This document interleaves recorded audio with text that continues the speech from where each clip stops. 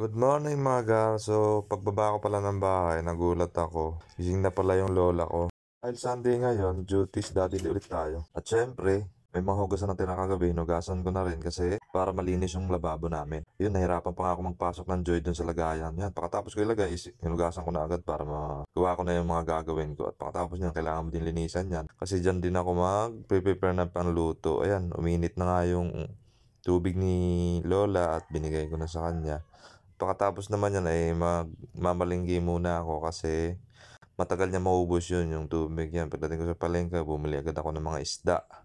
Pagdating ko dito sa kabila is bumili naman ako ng mga ricado. Yun pala guys, dalawang ulam pala yung lulutuin natin ngayon kasi yung isa para kay Lola at yung isa para sa amin. Basta luto mamay. Tikman mo. Masa? Ay, huwag ka ubo. Tinatanong ka lang. Paano man nakaubo? Tinikman mo ba? Luto ng apo mo yan. Ang pinakamamahal mong apo. Si Junil.